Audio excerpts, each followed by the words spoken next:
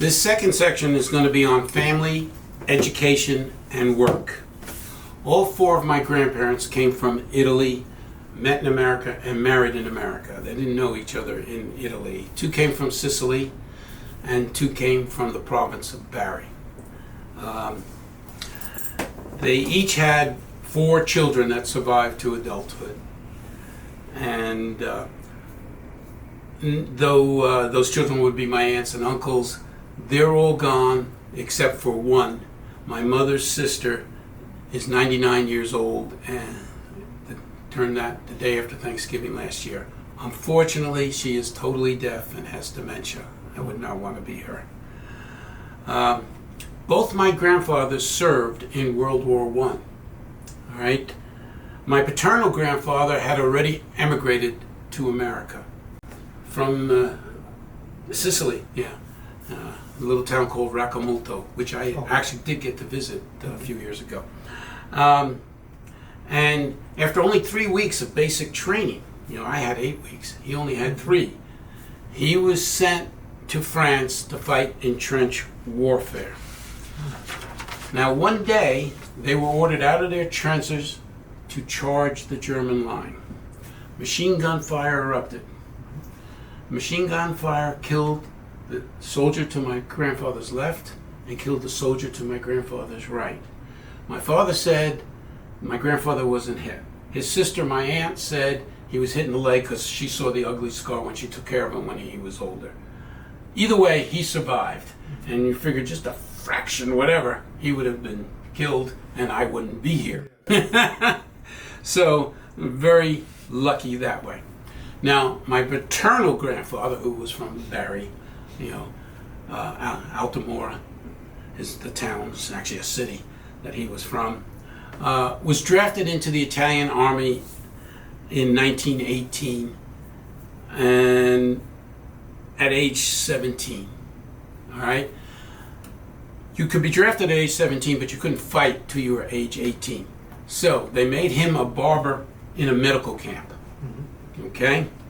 So one day he's cutting the soldier's hair in the camp, and the soldier's talking about this poor soldier, such a handsome man. He got shot in the face, and now he's so upset he doesn't want to go home. Then he mentioned the soldier's name. He was my grandfather's brother. He didn't even know his brother was in the medical camp. So my grandfather raced to his older brother and he said, "You've got to go home. Mom will just go crazy, Their father had died when my grandfather was 6 years old, so it was just the mother. And fortunately, he did go home. All right? So my father was drafted. Well, actually, before I talk about my father, my grandfather was the only one that emigrated to America. The other brothers stayed there. And in 1955, my grandfather went back to Italy. He saw the brother that was shot in the face. There was another brother who never was in his medical camp that was shot in the arm and lost use of his arm for life. All right? And he saw those 2 brothers. There was another brother who never went in the military, and I don't know why he was able to escape it, but he had died in 1944, so he wasn't there anymore. It was a good thing because a few months after that, the one that was shot in the arm, he died that year. My father was drafted into the American Army during World War II. He served stateside as a military policeman. He married my mother on May 6, 1945, when the war was still going on. It was 2 days before Germany officially surrendered, but Japan War was still going on. He was 21, she was 20. Okay? All my aunts and uncles were born in America in the 1920s and 30s. They all spoke Italian. In fact, they were taught Italian from birth. When they went to school, first grade, none of them spoke English. They were mocked by the fellow students for not speaking English and for their funny foreign names. In other words, my father was named Giovanni at birth. The translation in Italian of Giovanni is John, and that's the name he used all his life, was John, not Giovanni. So when my aunts and uncles grew up, married, and had kids, they did not follow Italian naming traditions. And in Italy, your firstborn son is supposed to take the first name of your paternal grandfather. Your secondborn son is supposed to take the name of your maternal grandfather. Your firstborn daughter is supposed to take the first name of your paternal grandmother, and your secondborn daughter is supposed to take the name of your maternal grandmother. And they did that religiously, because I've done a lot of research, which I'll talk about, ancestry research later, and a lot of people had the same names. In fact, my father had 3 cousins with his same name, because they were the firstborn named after the paternal grandfather. So, you know, anyway, but they didn't do that, because they didn't want us children to experience what they experienced. They didn't teach us English, which was great for them. At the kitchen table, they could talk in Italian, and we never knew what they were talking about. They liked that. But it would have been nice to have learned, you know, Italian. So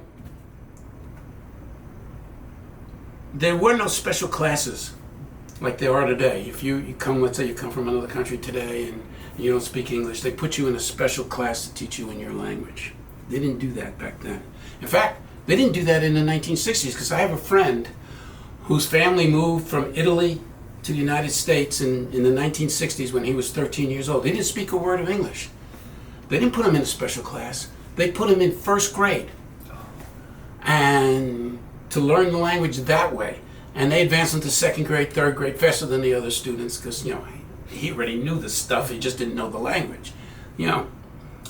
So, and he turned out, he had a nice career. We worked together at JCPenney, and, you know, it turned out well for him, you know, and didn't have a bad accent or anything like a lot of these poor students that are put in their own class with their own language instead of the English language. Anyway,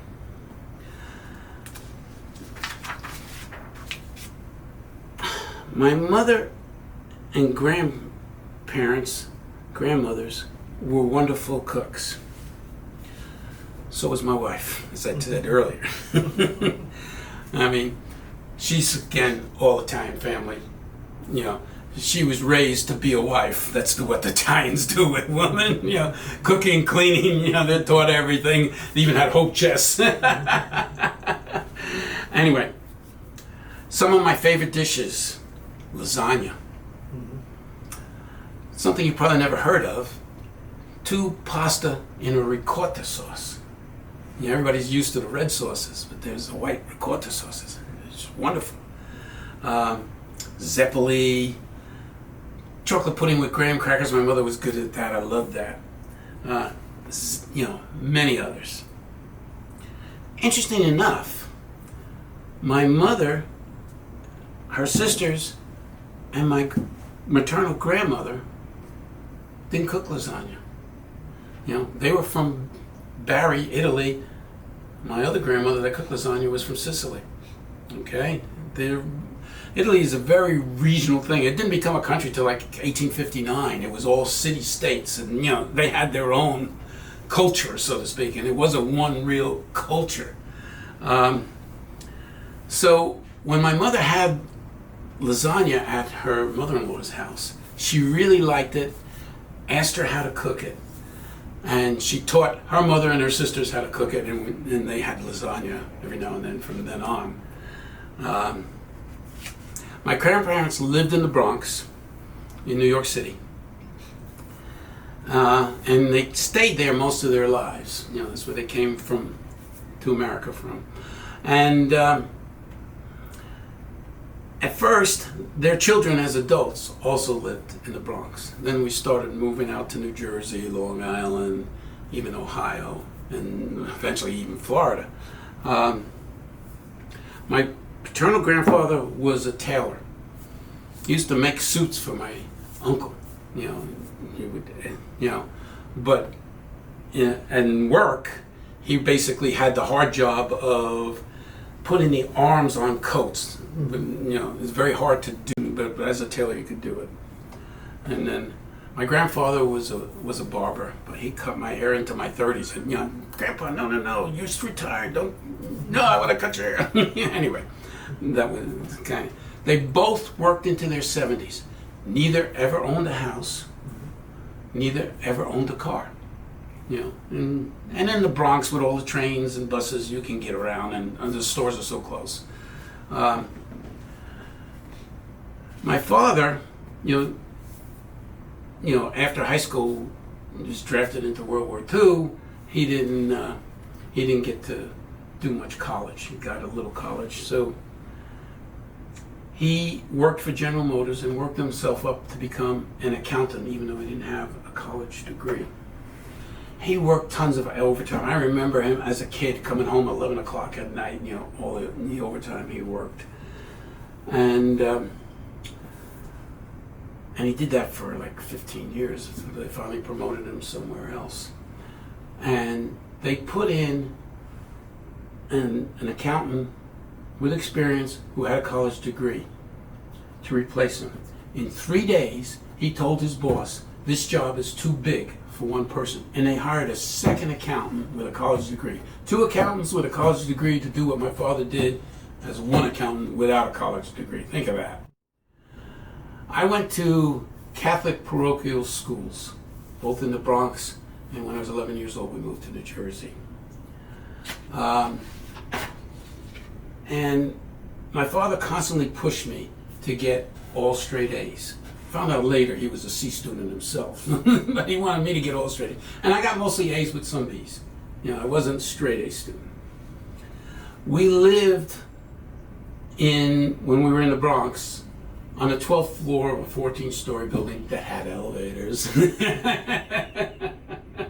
And there were 6 of them on this great big block.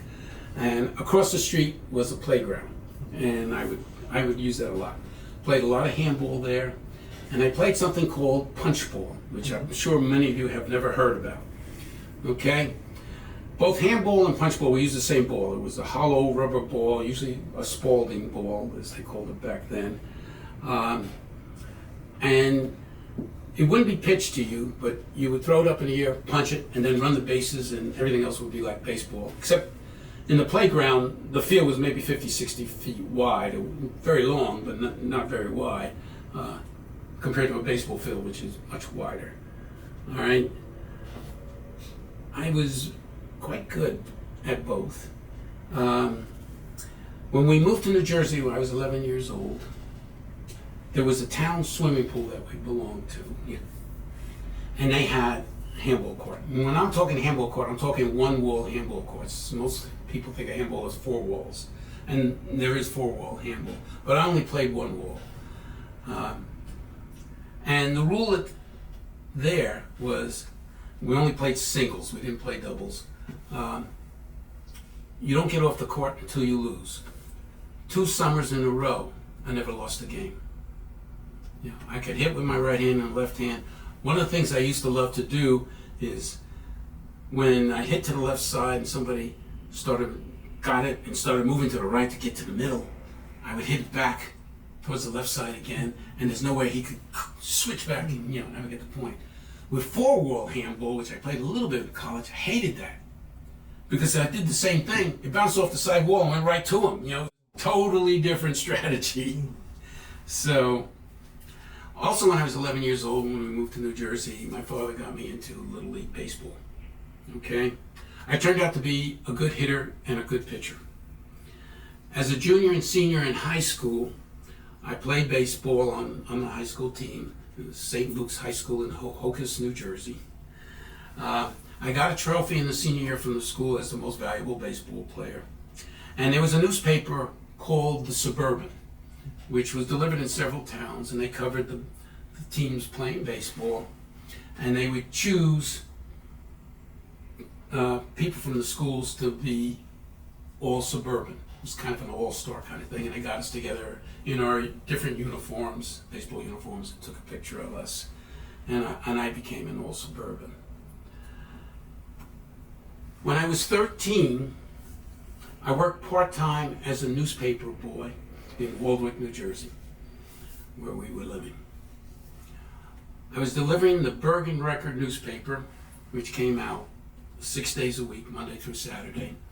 And I would go to people's door, fold the paper in three. They would have a regular door, and then 4 inches away, a screen door. And I would open the screen door and drop it between the two doors. Okay? 6 days a week. And I did that for 2.5 years. Now, one of my customers was a family with 3 daughters. One was about my age. The other 2 were 5 and 7 years older than me. I would pay 21 cents for a week's worth of papers for a customer and collect 33 cents, so 12 cents. So 2 cents a day I was earning, plus tips. The father in that house was the best tipper on my route. I always wanted him to come to the door on Saturday mornings when I collected the paper. He would give me 50 cents, keep the change, so a 17-cent tip. The mother would give me a 10-cent tip. The youngest daughter, and I never saw the older daughters come to the door on Saturday mornings, I was too smart, would give me a 7-cent tip. And she was dressed up in house clothes or whatever, where she was cleaning the house with her mother and stuff like that. She was being trained. All right, so she thought I was only worth like a penny a day.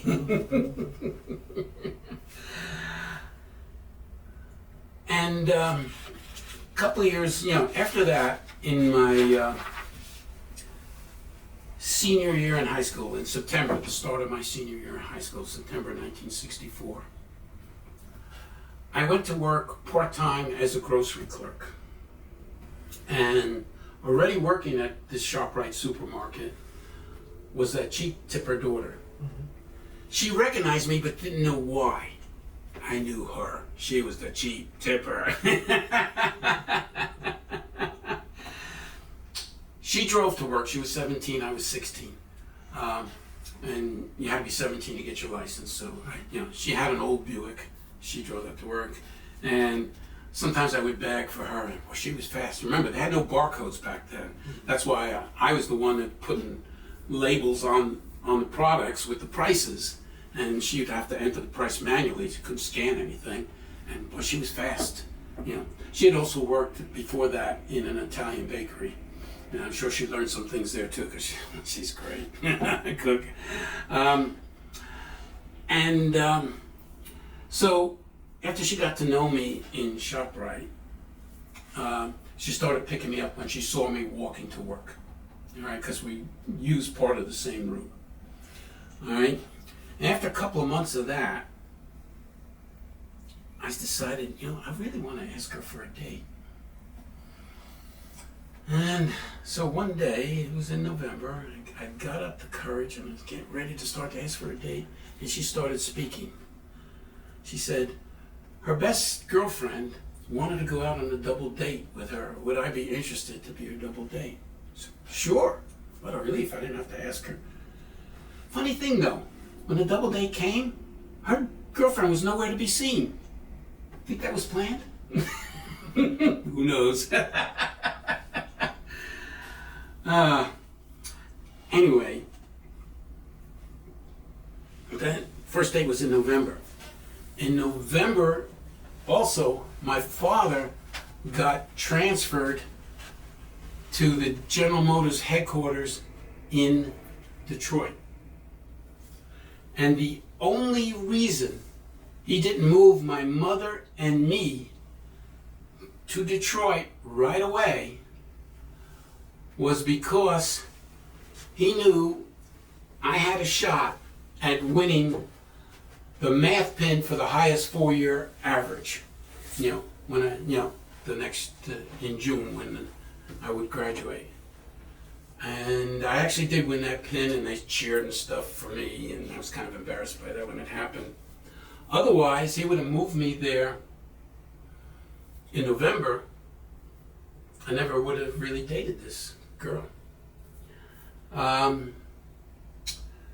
So by June, by spring, I knew, she knew, we were seriously in love, even though we were so young. We were both 17 by then.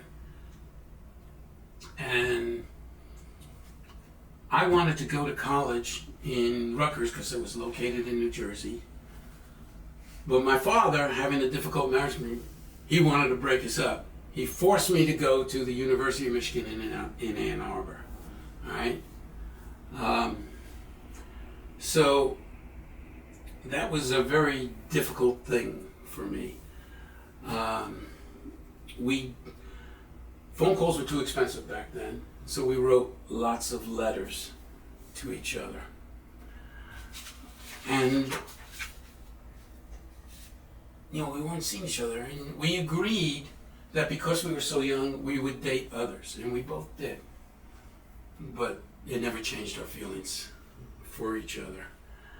I found college very tough. University of Michigan back then was rated in the top 10 colleges academically. I was studying 12 hours a day, school, study, homework, 7 days a week. I'm beginning to think, high school was kindergarten compared to college. I mean, it was tough. And it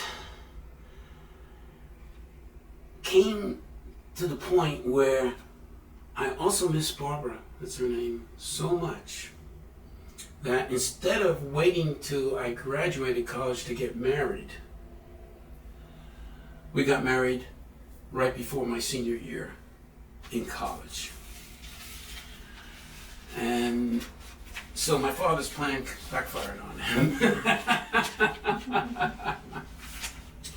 Now, I started out as a math major because I love math. But when math got into multiple dimensions, 10 dimensions, whatever, it just boggled my mind. I couldn't comprehend it. Fortunately, I'd taken a couple of economics classes and liked it, and I switched my major to economics. The math came in handy because Michigan allowed me to substitute my math classes for some of the science classes that I really didn't want to take either. And I also they allowed me to take 12 hours of business classes, which I did take too. So even though I studied hard, my grades were not the greatest. I was able to pass. I was able to get a B throughout in economics. The one thing I learned as far as a life lesson with college, and I also learned it later with work, is perseverance. It took a lot of perseverance to study that hard, that long, for that many years. And even when you graduate, you're competing against your work peers for raises, promotions. You've got to keep persevering. So keep that in mind. I think that's an important life lesson. Now, out of college, I was hired by JCPenney to work in inventory management for the JCPenney catalog.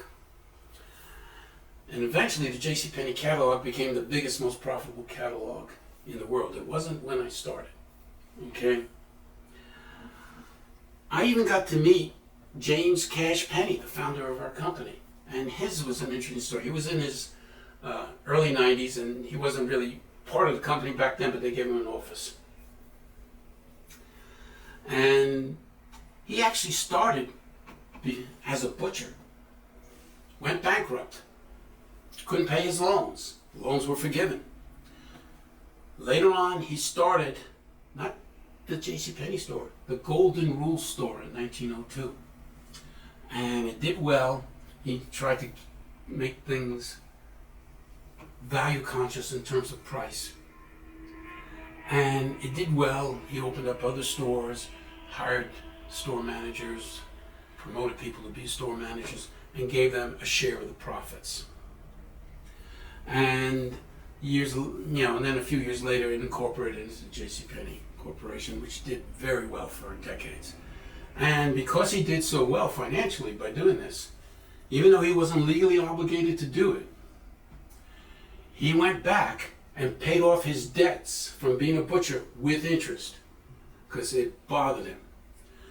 And I think part of that was the reason why he didn't believe in credit cards. He believed in cash. He didn't believe in credit cards. But in the 1950s, he started to let go and let other people. He realized that the company was going to do credit cards. He wasn't going to vote for it, said, I'm not going to vote for it, but I know what you have to do, and we didn't have credit cards. Interesting story about the credit cards was when I was first hired, I applied for a JCPenney credit card. Because I only had a gas credit card at that time, and it was just starting out. They rejected me. They said I made too little money. I told my boss that, thinking, well, maybe he'll give me a raise. But he wasn't sympathetic to that. The other thing I asked James Penny was, what do you want to do with the rest of your life? He says, I want to live to be 100 years old. Well, he made it to 94. You really can't complain. Now, before I was drafted and started working for JCPenney, we started looking at homes. We could afford to buy a house, but we knew the possibility that the next year I might be drafted into the Army. It would be a bad idea to own a house, so we didn't buy a house. When I got back from Vietnam and re-entered civilian life, in those 2 years, the house prices had gone up so much, I could no longer afford to buy a house. All right? Now, my wife's father was a retired bricklayer. He had built the house he lived in before he retired in New Jersey from the ground up. He built his retirement house, which was in Barry Lakes, New Jersey, which was on the border of northern New Jersey and New York State. All right? And he offered to build me a house, and, no cost for his labor or anything. I just had to pay for the material a lot, And even though his condition was that I had to buy a lot in Barry Lakes, New Jersey, which for me was a 2-hour commute one way to Manhattan where I worked, I knew that it was important to earn a house and that they appreciate whatever. We did it, and thanks to him, that house cost $20,000, and when I had priced it out with other builders, it would have cost $32,000, which I couldn't afford back then. So we moved into the house. Soon afterwards, it was time to have children. My wife, got pregnant in 1973. At 4.5 months pregnant, she had gotten these strange feelings in her stomach, and she fought them. Background with that. When my wife was a teenager, she was a gymnast. She was very serious about it. She could do 150 chin-ups. She used to earn money betting boys that she could do more chin-ups than them. None of them could do 150 chin-ups. They didn't know that she could. She used to get quarters that way. The doctor said any other woman would have had a miscarriage and lost the baby. 4.5 months, they couldn't save him back then. I don't know if they can save him now. So she was assigned to bed rest for the rest of the pregnancy. And it worked out well. My child was born in December of 1973. He was 22 inches long, 8 pounds, 6 ounces. So it worked out quite well. Now, even though her father built her house, he understood with my long commute that someday I would sell that house and move closer to work. Unfortunately, he died in 1978, the age of 75, while his brothers lived to 90s. He was chopping ice outside, clearing the driveway, fell, hit his head, got a stroke, and anyway, sad. I'm sure he would have lived a lot longer if he didn't do that. So in 1978, we sold our house, moved into an apartment. We bought a 2-acre lot in Rockaway Township, New Jersey for $30,000. And we hired a builder to build the house. Originally it was going to be a 3,000 square foot house with a basement. Then when I found out the cost, it became a 2,400 square foot house without a basement. But there were cost overruns that I didn't anticipate. And the closing costs of the bank, they didn't give me a good idea what it was. It was thousands of dollars more than I expected. So we took out a larger mortgage, and I really couldn't afford it. And we knew that in a few months we would default. So even though our son was 6 years old, and she was going to be a stay-at-home mom, we knew she had to go to work. Her mother, the widow of her father, had Parkinson's disease most of her life. And she was living with one of her other daughters in a split-level home with 3 sets of stairs. And she really couldn't handle the stairs with her Parkinson's disease. It had gotten so bad. So she moved into our house, which was 1 level, no stairs, which was good for her. It was good for us because she could take care of her 6-year-old son. A couple of years later, I think our son was more taking care of her because it got so bad, and finally we had to send her to a nursing home where she stayed for 7 years.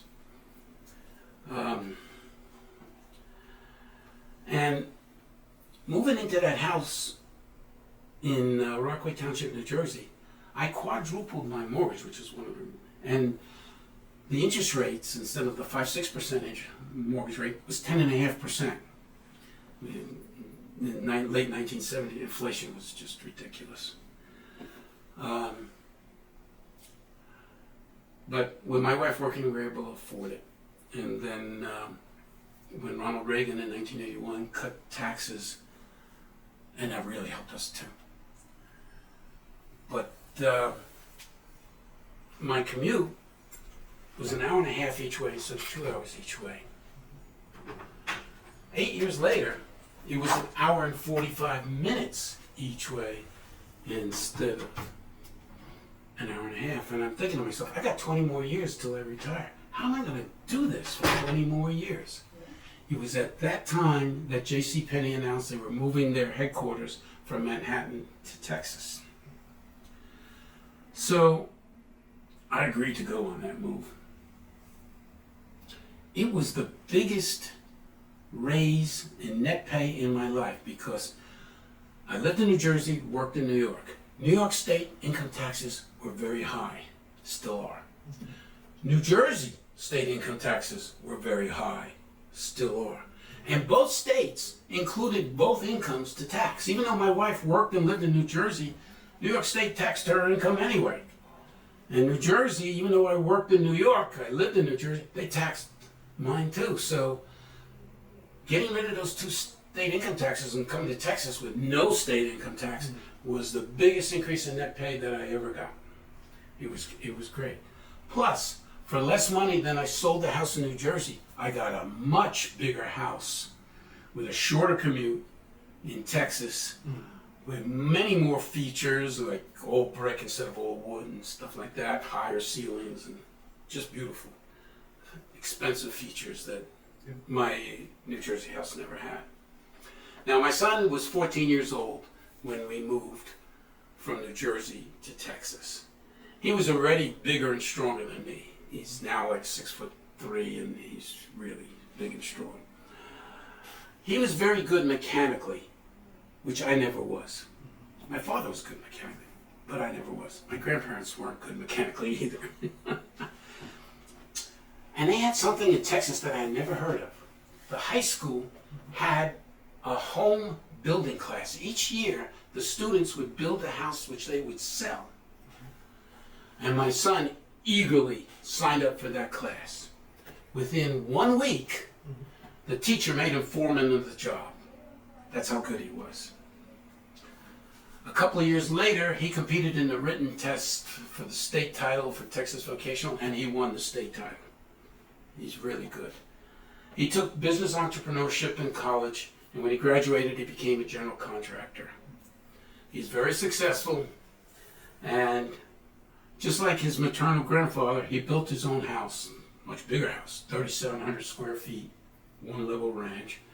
On weekends over 2 years, and saved a lot of money by building it himself. He did all the electric and plumbing himself and passed all the inspections. I helped him with him on weekends, but I'm not much of a help because I'm not very good mechanically. He's married. He has 2 sons that are in college. They've been straight A students all their lives. So was his wife.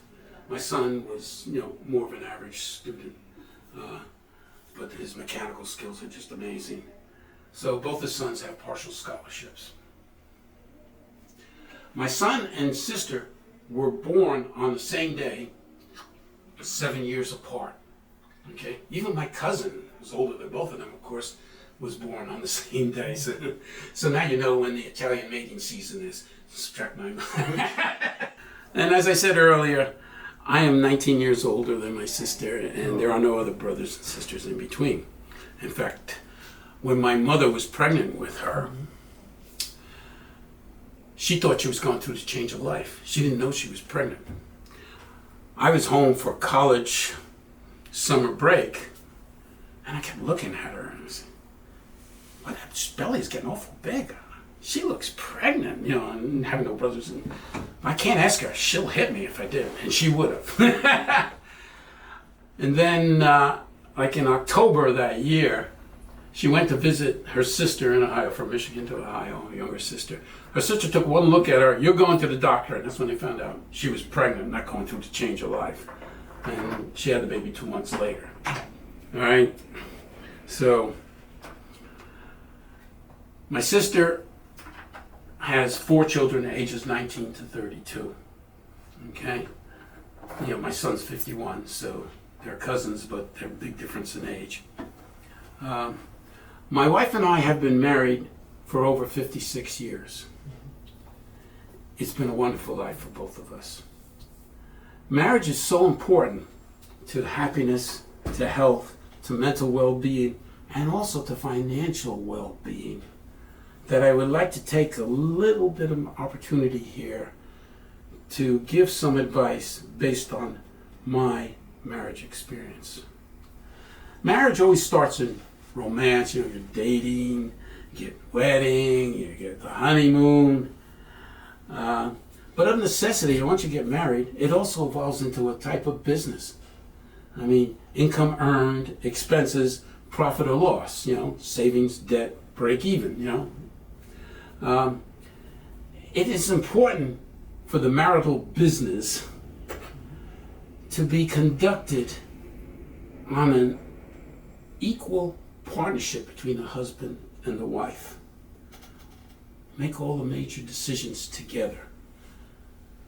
Don't have a boss-employee relationship when it comes to finances. There's no my money and your money. It's our money. All right? Now, most marriages involve the creation of children, which is about a 20-year obligation and can be longer. Though not a business, raising children takes up a lot of time, a lot of effort, a lot of expense, and depending how you perform it, it could affect your romance either positively or negatively. And so be careful there. Your love for your children should enhance the love for each other, but sometimes it becomes a problem.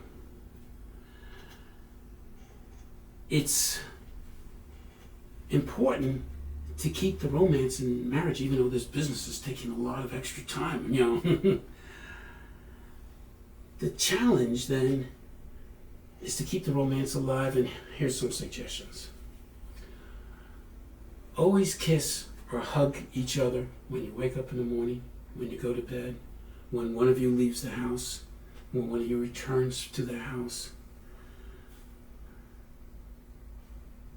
Avoid not doing that. Say the words, "I love you." Even sometimes when you're just walking, sometimes I walk from the computer room to the kitchen and past my wife in the family room, and I'll just, out of the blue, just stop and kiss her. Keep the romance alive. When you go out, make sure, like if you go into the store or a restaurant and get out of the car, hold each other's hands. Touch is a very important sensory feeling. You get ticked off at your spouse, and it's going to happen. You're not clones of each other. You're not going to agree on everything. Remember the reasons why you love him or her, and keep your voice low. May not always work because sometimes emotions kick in before the head gets in gear. And you may yell. If you're on the receiving end of that, don't yell back. Talk low. There's no winning in disagreement between a husband and a wife by one person out shouting and yelling the other. That's a loss for both people. So sometimes, depending on the issue, you may have to table the disagreement. You might not be able to come to an agreement immediately. That's okay. There's no right or wrong when you have a difference in opinion. Both of you are right, but since you're not clones, you got this different opinion. So, always, when your spouse is sick or tired, do extra chores. These are not my chores. Well, when she's sick, these are your chores. Even though they weren't, Take care of them. Show that you care. So, stay sober. Stay faithful. Stay illegal, drug-free at all times. And always remember, half of the marriages in America wind up in divorce.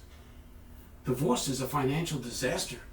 Now you have half the assets. Now you have two households to support instead of one household. So it's very important to keep the romance alive in your marriage. I also wanted to expand a little bit on my work at JCPenney at this time. I was hired as an inventory management specialist. They called them control buyers back then, but then they changed it. Basically, catalog items, the buyers would pick the items and pick the prices. We would place the orders for the items, initial orders, reorders. We would initial estimate the item, and then work on revising those estimates, because no matter how much work you put into it, only 15% of items were estimated to within plus or minus 10%. That's not a very good thing.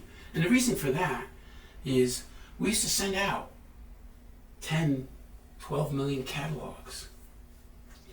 The average item would sell 1,000 to 2,000. That's statistically insignificant.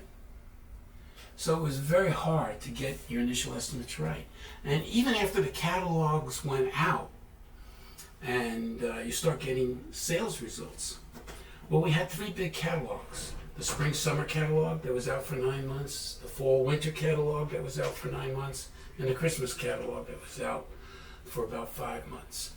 And they would cover, the spring-summer catalog came out in January, in the middle of winter. The fall-winter catalog came out in June, in the middle of summer, and went for 9 months.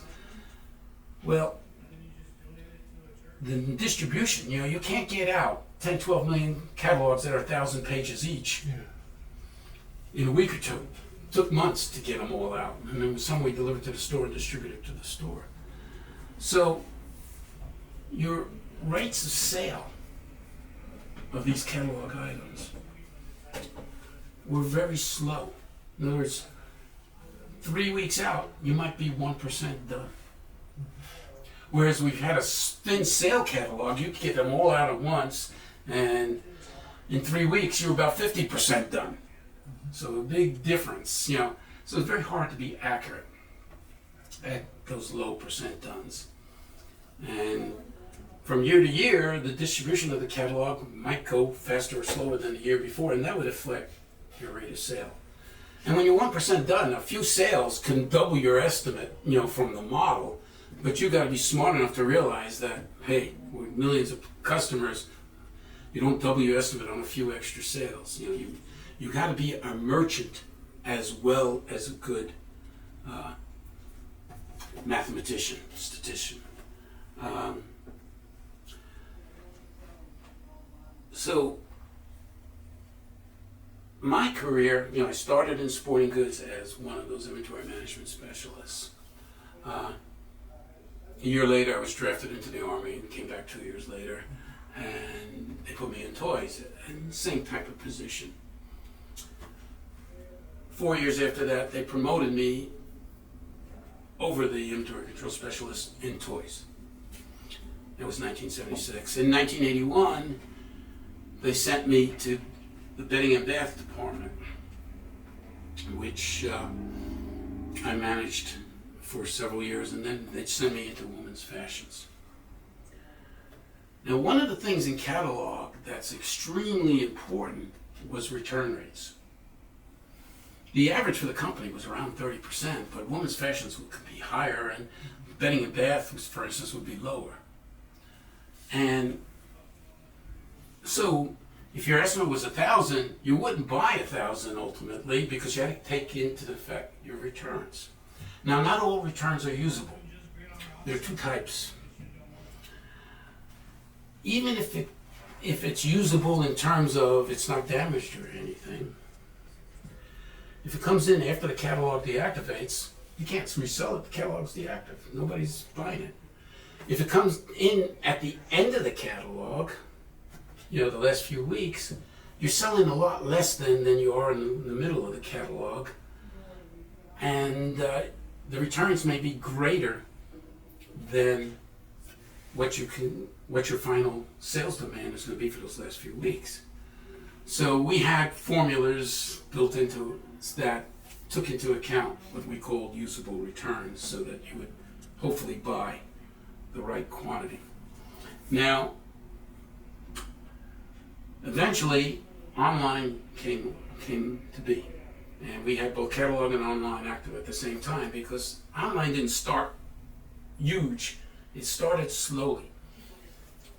And one of the other big differences between catalog and online, cost. You put out 10, 12 million pages. Each of those 1,000 pages costs $60,000 each to publish. Online, it costs you nothing. All right? So that's a big advantage for online. The other thing is, sometimes, you can't get everything you ordered. Well, if you've got a catalog out there with a page, it looks like you're always in stock. And people order it even when you no longer can get it. But with online, you can take it out of the online, or say only these sizes and colors are available, or whatever. So that's an advantage. At the same time, that's a disadvantage. Because we catalog, we knew our demand, even when we were out of stock. But when you online, when you take out, say this item, you don't know what you would have actually sold if you had been in stock the whole season. So that was a disadvantage of online. But the $60,000 a page back then is probably $100,000 a page or more by now. Was a good reason to do online. So after I became the manager of the women's fashion area, and at the time that we moved to Texas, soon I became the manager of inventory and forecasting, and I was responsible for managing the people who come up with the entire forecast for each catalog, entire rate of sale for each catalog, whatever. I was responsible for how we brought in initial orders, whether we have 2 initial orders, 4 initial orders, how much initial order, whatever, and reported to the inventory and forecast director, who was responsible for all the personnel. And I worked myself up from there, to become head of everything. One of the interesting things that happened when I was there For a long time, for our catalogs, we only had 2 initial orders. But the big catalogs, as our business grew bigger and bigger, that became a problem. I didn't know it was a problem until the manager of the catalog distribution centers, and we had 6 catalog distribution centers, each 2 million square feet, came to me and said, I've got a problem. You know, when orders come in, first initial orders come in for the fall winter book, the quantities now are so large compared to the past, because our business grew so much, that we've got to work a lot of overtime to bring them in. Then we got to lay them off. And then when the second initial orders come in weeks later, we got to bring them back, work a lot of overtime. Can you help me? And so I researched the thing, you know, and I came up with 4 initial orders instead of 2 with the space. And I researched the rate of sales and such, because I want to make sure we're not going to have pockets where we're going to be out of stock because I'm delaying the orders. And it worked out great for him, and it worked out great for me. And that was one of the things I really am proud of that we did, that, you know, we were adaptable. So that includes this part of the presentation. The last part is going to cover retirement, life, and more.